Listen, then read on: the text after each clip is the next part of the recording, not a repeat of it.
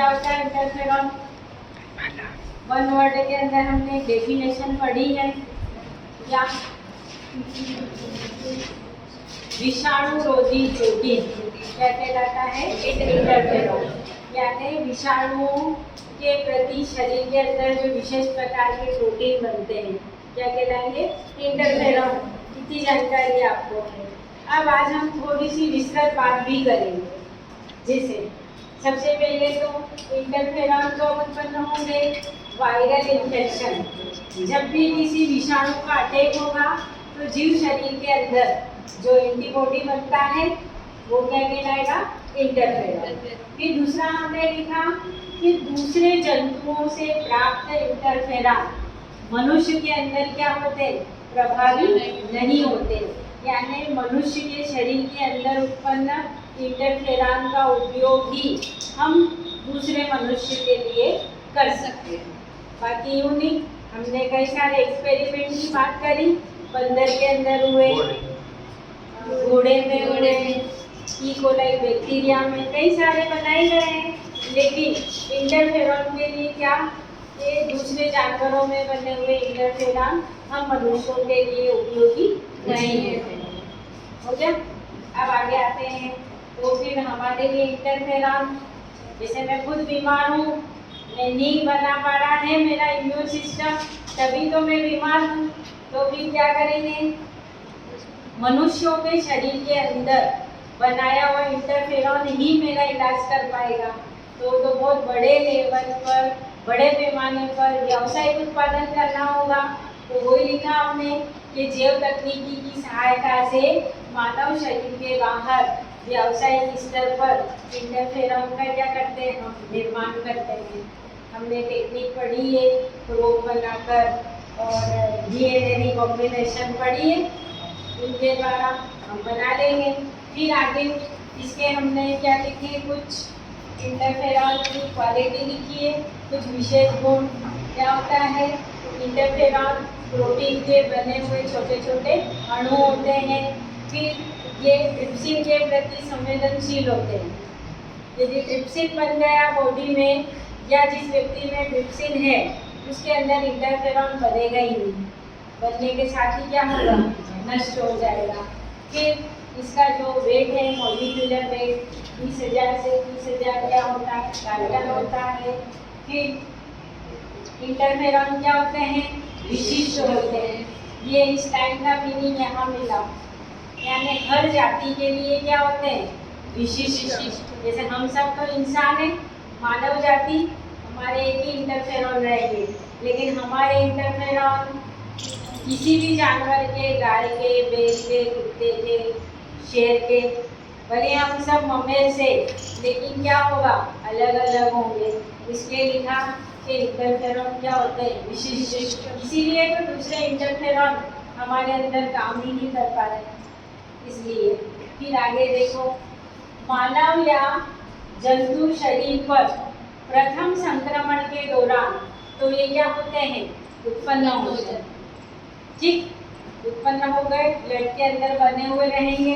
लेकिन जब वास्तव में दूसरा अटैक फिर होगा, क्योंकि हम आसपास कब क्या पता किस संक्रमित व्यक्ति के कांटेक्ट में आ जाए। तो ऑलरेडी बना हुआ है, वो हमको स्वस्थ रख रहा है। लेकिन जब एक्चुअल अटैक होगा तो ये जो पहले से बने हुए इंटरफेरॉन है, ये क्या करेंगे? हम सुरक्षित रखेंगे।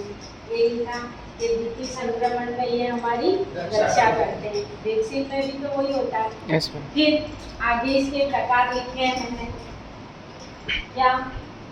इंटरफेरॉन अल्फा, इंटरफेरॉन बीटा और इंटरफेरॉन गामा। ठीक, अब लिखा इसके आगे मैंने कि इन सब इंटरफेरॉन में सबसे ज़्यादा प्रभावशाली कौन होता है? गामा। ठीक, इसीलिए इनको क्या कहा जाता है? इंटरफेरॉन भी कहा जाता है। अब इन इंटरफेरॉन का क्या लाभ है हमारे शरीर में? लाभ नहीं दिया ना, महत्व, लाभ क्या हो जाएगा? ये इंटरफेरॉन यदि बॉडी के अंदर है हमारे, हम देख ही रहे हो, स्वस्थ है। इंटरफेरॉन किसी जीव शरीर के अंदर है तो वो कैंसर कोशिकाओं को कभी भी उत्पन्न नहीं होने देते हैं और उनका डुप्लीकेशन भी नहीं होने देंगे, द्विगुणन भी नहीं होने देंगे। फिर हमारा प्रतिरक्षी तंत्र से संबंधित क्या है? 2 सेल है, एक बी सेल और दूसरी T cell, bone marrow cell और थाइमस सेल। ये उनमें बी और सी सेल में क्या करेंगे? लिम्फोसाइट निर्माण को प्रेरित करेंगे। और लिम्फोसाइट ही क्या होता है? हमारे प्रतिरक्षी तंत्र से रिलेटेड है, जो हमें स्वस्थ रहने में या विभिन्न प्रकार के बैक्टीरियल, वायरल, कोई से भी इन्फेक्शन से हमको क्या करता है? सुरक्षित रखता है। फिर आगे जितने भी वायरल रोग हैं, उन वायरल रोगों से लड़ने वाला कौन है हमारे शरीर में? इंटरफेरॉन। बैक्टीरियल डिसीज पे वो कुछ नहीं कर पाएगा क्योंकि उसका काम ही नहीं है, इसीलिए लिखा भी है हमने। विशिष्ट भी होते हैं और ये सिर्फ वायरल अटैक के ऊपर ही काम करेंगे। क्लियर है? फिर आगे अब इसमें कुछ ड्रॉबैक भी है, ड्रॉबैक कमियाँ देखो लिखा है मैंने। क्या लिखा है आपको? कि जो लोग इंटरफेरॉन का एक बार इंजेक्शन ले लेते हैं, इंटरफेरॉन का इंजेक्शन लेने पर फिर कोई सा भी उसको वायरल डिसीज होगा, उस व्यक्ति में प्रतिरक्षी कार्य नहीं कर पाएगा और प्रतिरक्षी तंत्र उसका कार्य बिल्कुल नहीं करेगा। तो इसीलिए कई बार होते हैं ना, कितना इलाज ले रहे हैं और व्यक्ति ठीक ही नहीं हो रहा है, तो आप पहले ही बाहर से ले चुके हो तो अंदर से क्या बनेगा? बनेगा क्या?